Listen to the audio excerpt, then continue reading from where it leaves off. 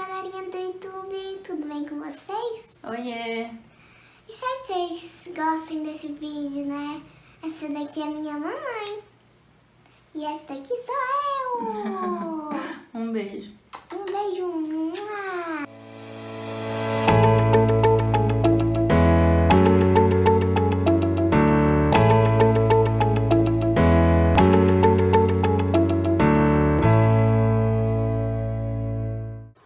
Então hoje eu vim dar continuidade no primeiro vídeo que a gente gravou. O meu marido estava aqui comigo, a gente contou sobre a nossa história, né? Como a gente se conheceu, o porquê daquelas fotos desde pequenininhos. E começamos falando um pouquinho também sobre o início da minha gravidez. Então no vídeo de hoje eu queria falar somente sobre a minha gravidez. Como eu me senti descobrindo que eu estava grávida. Eu acho que a primeira coisa que vocês devem ter se perguntado é: mas como você só descobriu que estava grávida com 6 meses? Gente, então assim, eu tive alguns motivos que não me fizeram desconfiar a respeito da minha gravidez. E o primeiro deles foi em relação à menstruação. Eu tomava meu anticoncepcional errado, eu era bem relapsa naquela época, não que eu tenha sido sempre, mas naquela época eu estava bem relapsa. Eu tomava um dia, esquecia 2, tomava 2 no mesmo dia. Tomava um dia, esquecia 3, tomava 3 no mesmo dia. Então assim, eu não sentia falta da minha menstruação porque eu emendava. Eu mesmo deixando de tomar alguns dias, eu não dava aquela pausa para a menstruação descer. Durante esses primeiros meses grávida, eu tive alguns sangramentos, que para mim, na minha cabeça, eram escapes, porque eu não estava tomando o remédio certo, então eu achava que descia um pouquinho, mas como eu tomava a pílula em seguida, o fluxo já parava, então não descia. Para mim, esses sangramentos tinham sido escape da menstruação, então eu não senti falta de estar menstruada. Eu emendava a cartela porque eu tinha muita cólica, a minha TPM também era bem pesada, e até hoje né? Coitado do Eduardo, inclusive. Então eu não sentia falta da minha menstruação. Depois, conversando com o meu médico, né, eu falei sobre isso, e ele falou que pode ter sido algum descolamento que eu tive, que no início da gravidez é comum a gente ter algum tipo de sangramento, então a menstruação realmente não foi pra mim um problema de eu achar que eu estava grávida. O segundo fato é que eu sempre fui muito magra. Eu nunca consegui passar dos 50 quilos. Eu sempre pesei 48, 49 quilos assim no máximo. Então naquele período eu comecei a engordar. Mas eu não engordava só a barriga. O meu peito aumentou bastante, coxa, braço. Então assim, eu achei que finalmente eu estava conseguindo engordar. Eu não achei que eu estava grávida. Até porque eu não tinha barriga de grávida, minha barriga aumentou sim, mas não pra eu achar que eu estava grávida. Eu vou deixar aqui do ladinho pra vocês verem algumas fotos de quando eu estava com 5 meses, 6 meses, só pra vocês verem que eu não tô mentindo.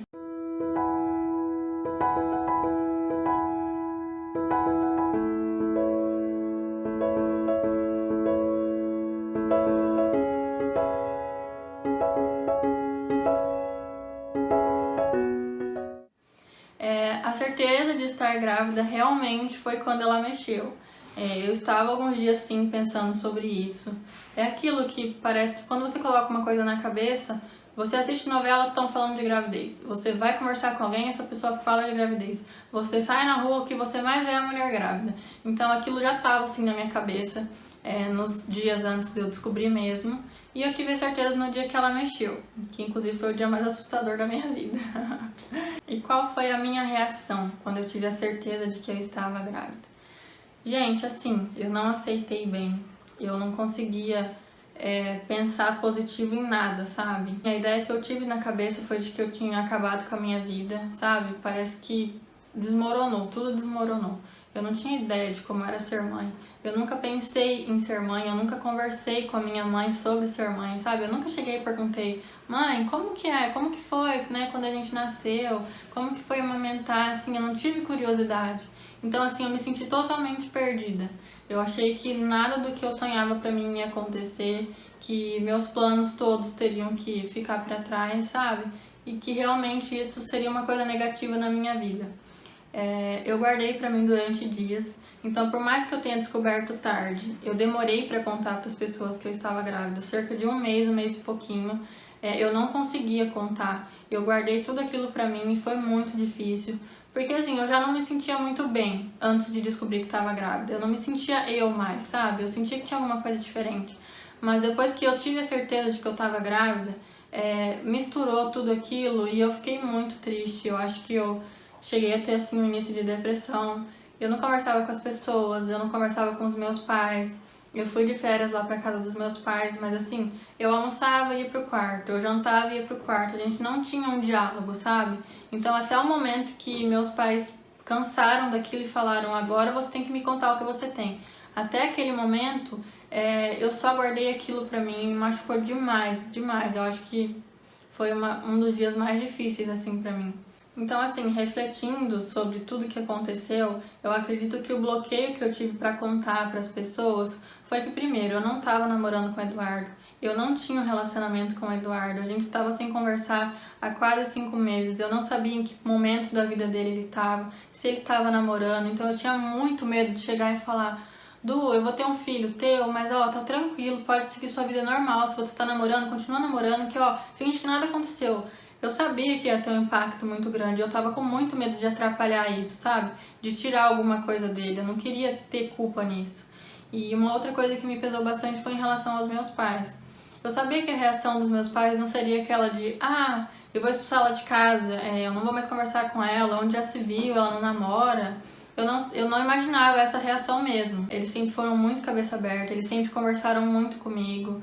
Então, assim, essa reação eu sabia que não seria, mas eu sabia que eles ficariam chateados. Então, o fato de eu chegar para eles e falar que essas expectativas que eles colocaram em mim em relação à faculdade, me formar, teria que esperar porque eu teria que viver outro momento da minha vida, me machucou demais. Eu não queria deixar eles chateados comigo.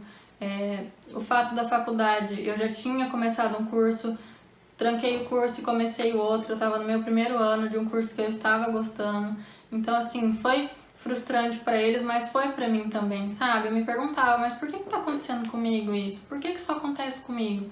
E eu ia ver as pessoas seguindo os objetivos dela e eu ali, então assim, foi tudo muito doloroso para mim, essa parte de contar para os meus pais, de magoá-los, pesou muito, muito, muito. Inclusive, depois que a Sofia nasceu, o relacionamento que eu tinha com os meus pais melhorou muito.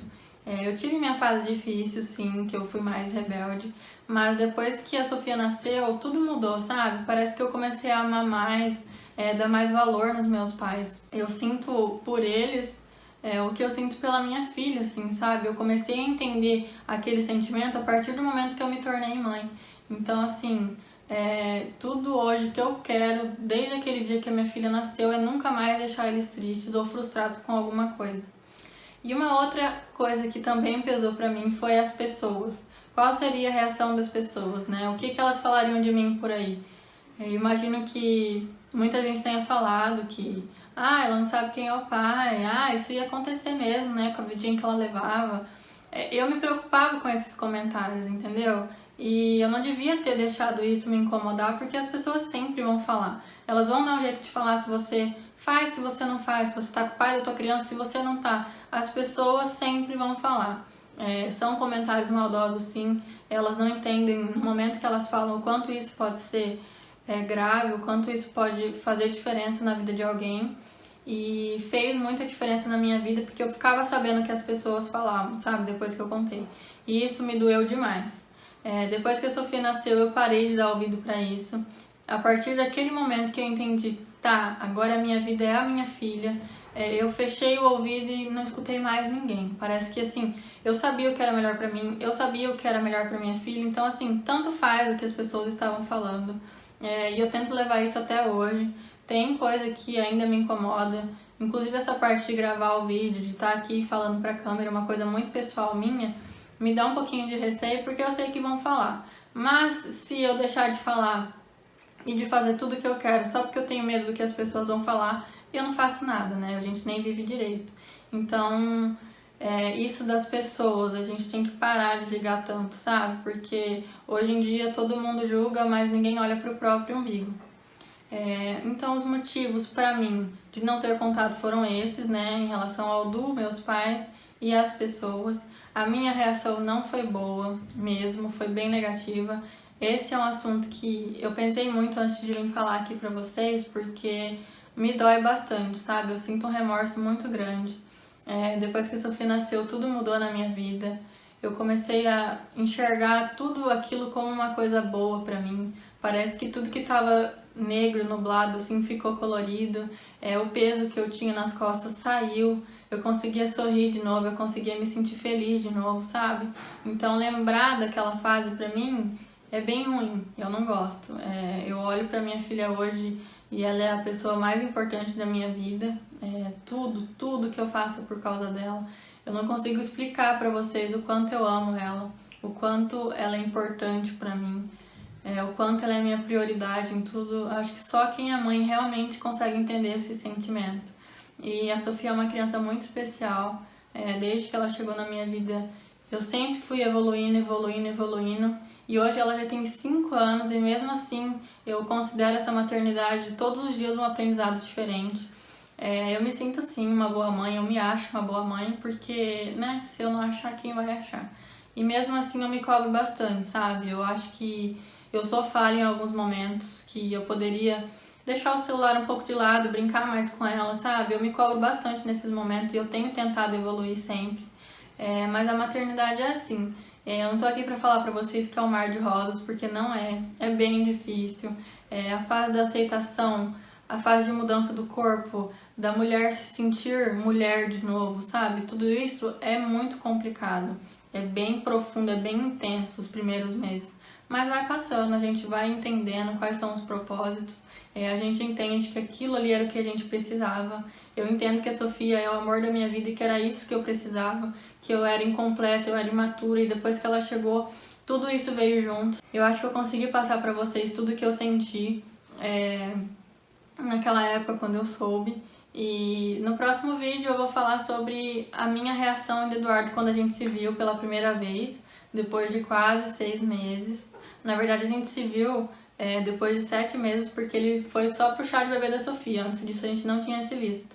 E qual foi a nossa reação, né? A gente estava bem nervoso, inclusive.